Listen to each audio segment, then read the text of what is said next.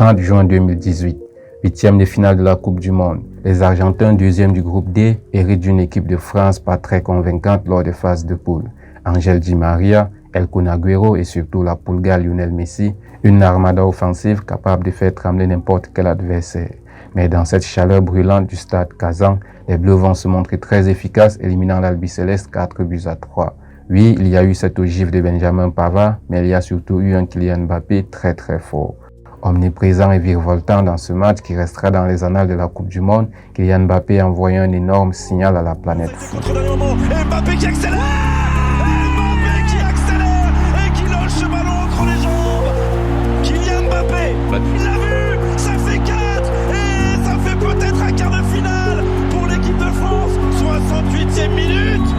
Oh, la joie collective! 2 semaines plus tard, le natif de Bondy marquait le but de la victoire en finale, devenant déjà une superstar. À 19 ans, champion du monde avec 4 buts marqués, dont un en finale, le message était bien passé. Ce gamin n'était pas comme les autres et était destiné à une carrière de légende. Sauf que 6 ans plus tard, le monde est toujours choqué par ce même joueur, mais choqué d'une autre manière. Ce qui semblait être une certitude a tourné en une énigme.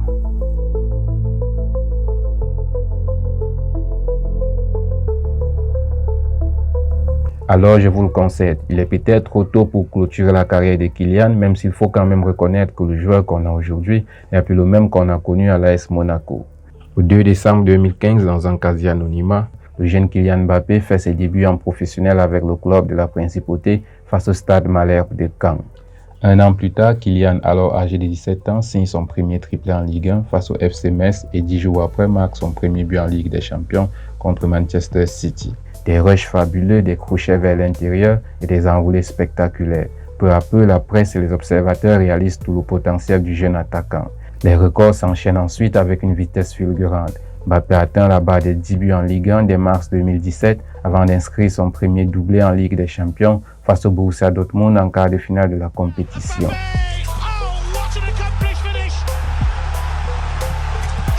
Au match retour contre Dortmund, il inscrit son 5e but en Ligue des Champions, devenant le plus jeune joueur de l'histoire à atteindre ce total et le premier à marquer dans ses 4 premiers matchs à élimination directe de la compétition.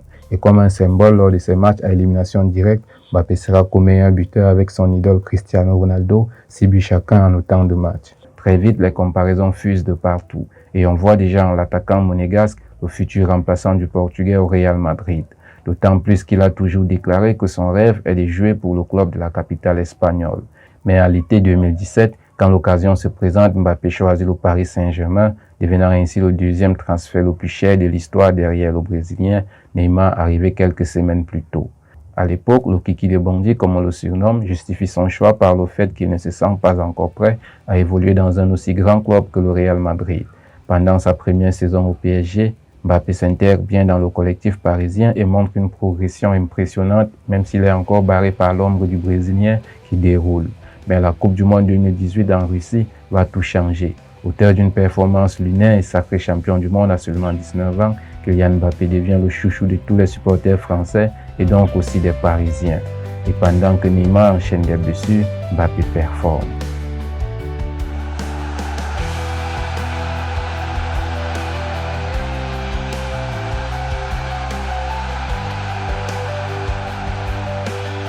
Au pic de sa forme en 2021, le numéro 7 de Paris fait part de son envie de rejoindre le club de ses rêves.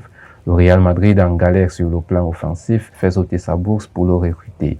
Mais les dirigeants du PSG ne sont pas encore prêts de se séparer de leur meilleur élément. J'ai demandé à partir parce que à partir du moment où je voulais pas prolonger, je voulais que le club ait une indemnité de transfert pour avoir un remplaçant de qualité. Parce que voilà, c'est un club qui m'avait beaucoup apporté. J'ai toujours été heureux les 4 années que j'avais passées ici et je le suis encore. Et je l'ai annoncé assez tôt pour que le club il puisse se retourner. Moi, j'ai vraiment voulu que vraiment tout le monde sorte grandi, qu'on sorte tous main dans la main, on fait un bon deal. Et moi, j'ai respecté ça. J'ai dit si vous voulez pas que je parte, je reste. À l'entame de la saison 2021-2022, avec l'arrivée de Lionel Messi, Mbappé se sent mis à l'écart. Neymar et Messi, anciens coéquipiers du FC Barcelone et amis dans la vraie vie, se comprennent mieux et ont plus de facilité à jouer ensemble. Malgré tout, Kylian réussit à surmonter tout cela et se montre plus décisif en championnat comme en Ligue des Champions.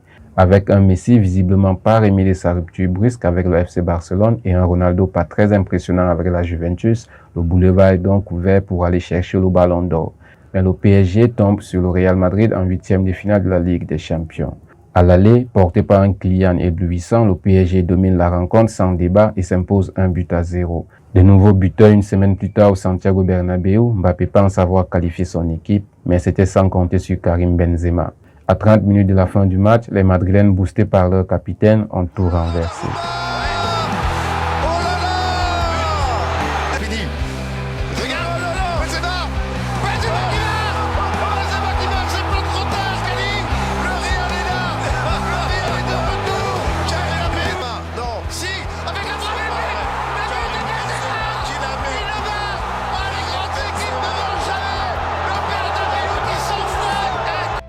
Sorti trop tôt de la Ligue des Champions, Kylian ne sera pas Ballon d'Or. Tout au contraire, sans lui, le Real Madrid a remporté son 14e titre de Ligue des Champions et Benzema est élu Ballon d'Or 2022. En fin de contrat avec le PSG, tout le monde s'attend à ce qu'il rejoigne la Maison Blanche. C'était son rêve d'enfance de jouer pour ce club. Et Florentino Pérez semble complètement fou du joueur. Et au moment où tout le monde était quasi certain de l'effectivité du transfert, douche froide. Je suis très content de continuer l'aventure, de rester ici en France, à Paris, dans ma ville. J'ai toujours dit que Paris c'était ma maison. Et là, c'était peut-être la plus grosse erreur que le Français aura commise de toute sa carrière. Il était au sommet de sa forme et à part Benzema, le Real manquait d'attaquants. L'opération Eden Hazard avait floppé, Vinicius Junior était encore au début de sa métamorphose. Bref, c'était là le timing parfait, le moment idéal. Mais hélas, les Qataris ont fait parler leur puissance et le joueur a cédé. Avec son nouveau contrat XXL bourré de promesses intenables, la suite de sa carrière sera plus extra-sportive qu'autre chose. Des accrochages avec des coéquipiers, des déclarations par-ci par-là, tout le monde parle de Kylian Mbappé comme le nouveau boss du PSG. Sur le terrain, le numéro 10 des Bleus demeure tout de même décisif. C'est le meilleur buteur de son équipe et même de tout le championnat français. Mais quelque chose a changé. On voit de moins en moins de percussions sur le côté, de moins en moins de différences en 1 contre 1. Mais bon, tout ça ne dérange personne du moment où il reste clinique devant le but à l'image de son mondial 2022. Malgré une prestation en demi-teinte, l'attaquant tricolore a quand même réussi à inscrire 8 pions, dont un triplé historique en finale face à l'Argentine de Lionel Messi.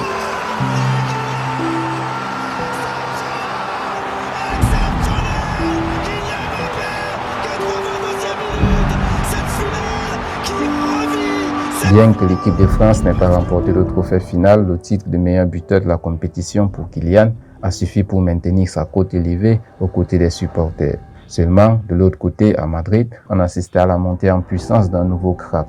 Critiqué autrefois pour son manque d'efficacité devant le but, Vinicius est un tout autre joueur.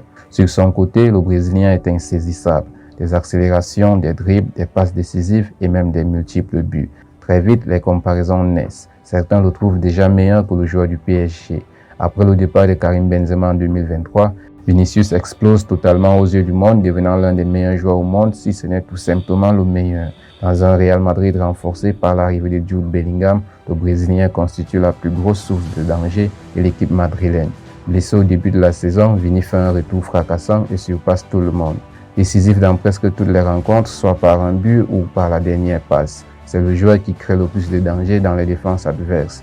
Après le nouveau sacre du Real Madrid en Ligue des Champions, Vinicius se hisse sur le podium du Ballon d'Or 2024, finalement remporté par Rodri, le joueur de Manchester City. Lassé des éliminations répétées en Ligue des Champions et des problèmes extrasportifs qui parasitent de plus en plus sa vie de footballeur, Mbappé décide de rejoindre gratuitement le Real Madrid à l'été 2024. J'évoquais la question du timing au milieu de mon récit et je crois que le moment est venu d'en reparler. À l'heure où Kylian signe à Madrid, Vinicius est déjà devenu l'un des meilleurs joueurs au monde et incontestablement le meilleur ailier gauche. Sauf que ce poste-là, c'est également celui où joue l'attaquant français. Comment les deux vont donc évoluer ensemble? C'était l'interrogation à laquelle devait répondre Carlo Ancelotti. 14 août 2024, premier test, la finale de la Super Coupe d'Europe contre l'Atalanta Bergame.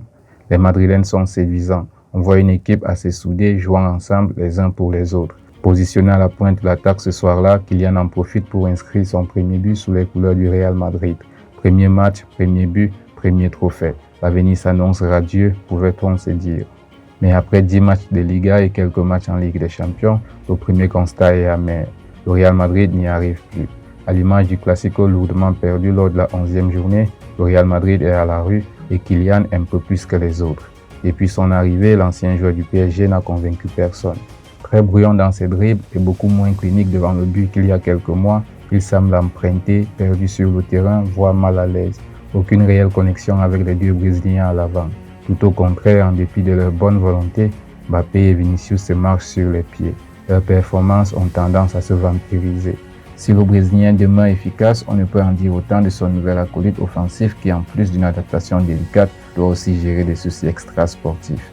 Pour ne rien arranger, la titularisation de Mbappé semble avoir eu pour conséquence d'éclipser Bellingham. Obligé d'évoluer dans un registre moins offensif, l'Anglais n'est plus décisif et peine à trouver le chemin des filets. Aucun but inscrit depuis le début de la saison et une seule passe décisive. En dehors de Vinicius et Rodrigo, les autres joueurs semblent avoir du mal à s'exprimer quand Mbappé est sur la pelouse. S'il semble parasiter le jeu madrilène, Mbappé est statistiquement le meilleur buteur du club en championnat avec 6 buts inscrits, ce qui laisse tout de même augurer le lendemain meilleur si la greffe parvient à prendre, d'autant que ses coéquipiers ont l'air décidés à faciliter son intégration. Il ne sera pas le premier attaquant merengue à avoir connu des débuts difficiles. On se souvient tous des premières saisons mitigées de Benzema. Seulement aura-t-il les ressources mentales pour supporter la pression médiatique inhérente à un club de ce calibre? D'autres grands joueurs et non des moindres n'ont pas réussi à la surmonter. Mbappé connaîtra-t-il le même sort? Seul l'avenir le dira. Pour l'heure, une chose est sûre, la route du Ballon d'Or est encore longue.